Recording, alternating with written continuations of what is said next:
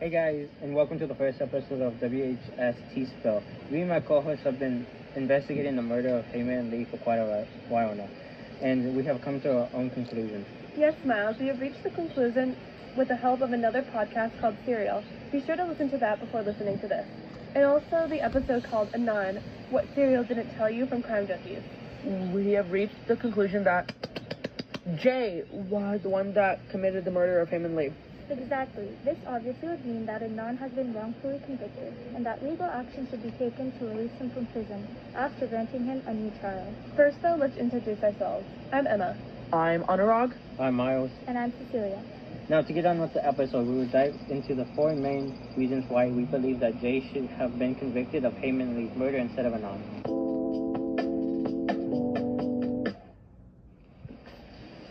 Now, the first reason is when Jay said in his story that there was a payphone at the Best Buy, which is what Anon used to contact Jay to notify him of the murder. On the call log, this would have been the 236 call, also very crucial to Jay's timeline. Yes, the problem here is that there were no known records of there being a payphone in or near that Best Buy in which Jay was murdered. Oh wow, I had no idea. That throws his timeline completely off course, meaning that he must be lying, right? That's what I was thinking, but we have nothing to back it up. There is actually more than enough evidence that there was never a payphone. For instance, Sarah and Donna contacted the Best Buy manager who did not remember there ever being a payphone.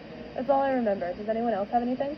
I remember that they even went as far as checking the blueprints in the store, and guess what? There was never a payphone mentioned there either. This is also crazy, but do any of the students at Woodlawn confirm this? Yes, actually, Laura, a friend of Hayes, said that she never saw a payphone at that Best Buy. Okay, but how do you know she is a reliable source? Well, Laura used to shoplift CDs from the Best Buy a lot as a teen, meaning that she knew the area really well. Oh, okay. Yep, Laura even claims that, quote, the only conceivable place for a phone at the Best Buy would have been inside in the foyer part of the store, but there was no phone there either, end quote. People also question the part of Jay's story where he tells the police the location of Hayes' car, because weeks ago he gave a completely different location. What I mean is that Jay told the cops that Hayes' car was in Edmondson Avenue, but before he said that Hayes' car was in the I-70 park and ride. Oh wow, this does not look too hot for Jay. It doesn't at all. So, are we supposed to think of this as an innocent mistake or a purposeful lie? I honestly don't know, but all I can say is that the police let this pass. There's more to this, though. When the police finally uncovered Hayes' car, there was perfectly green patch of grass under it. What does that have to do with anything? It's just grass. Wait, first of all, wouldn't the grass under the car have been more dead and damaged as opposed to green grass? And so, wouldn't this suggest that Jay had moved the car to Edmondson Avenue recently? Exactly. There was even another car next to Hayes, which had been there a much longer time. The grass under the car was dead and damaged, which suggests it had been there a while. So, if Jay did change the location of the car from the I-70 park and ride to Edmondson Avenue, he probably did it to make himself seem innocent. That's not even it. Do y'all want to know something else that was weird about this case? The phone records. That's a big concept, though. What specifically are you going to be mentioning about the phone records? Well, from what I recall, the crime occurred between a 21-minute window. That seems like a short amount of time for a murder to happen. Exactly. That's what makes Jay's timeline seem so suspicious. I disagree with you, Miles. That sounds like a pretty long amount of time. Plus, all Adnan had to do, according to Jay, was leave school and drive to the Best Buy. Then, of course, is when he killed Hay. It's not actually that simple. When the 2:15 bell rings at Woodlawn, you can't leave immediately with all the other students and the buses leaving before you. There's also a large amount of traffic in major intersections leading to Best Buy.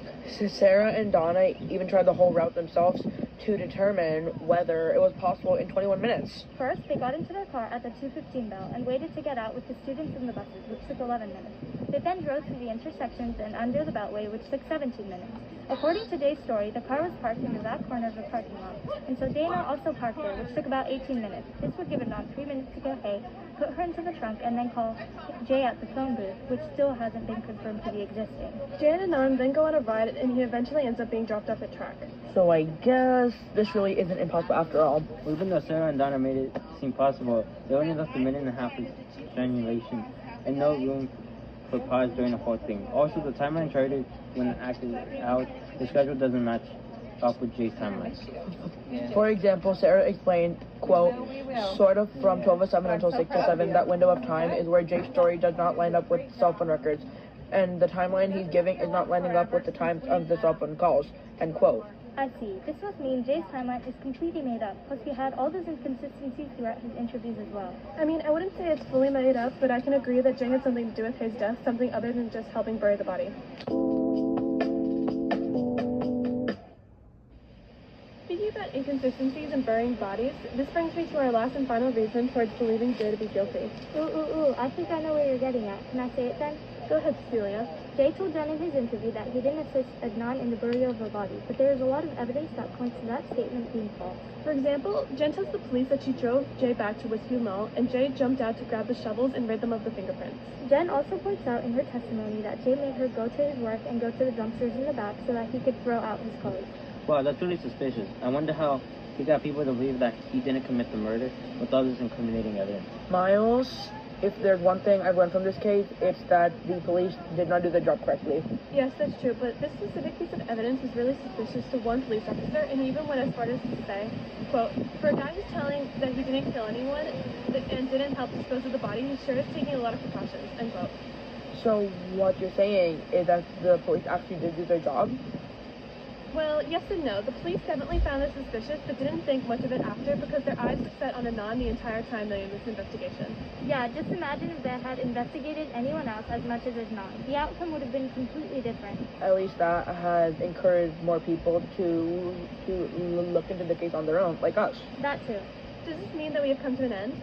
Hold up, I have a question on the part of everyone else listening to this podcast. What happens now? I haven't even thought about that. What do you guys think? I believe both Jay and Adnan should go to trial. Adnan will be taken to a more lenient form of containment and will probably be taken out of the correctional facility. A diverse group of Jay's peers will be chosen to act as jury, and they will each get a new attorney. Okay, but what's going to happen now if Jay is the one who actually killed A?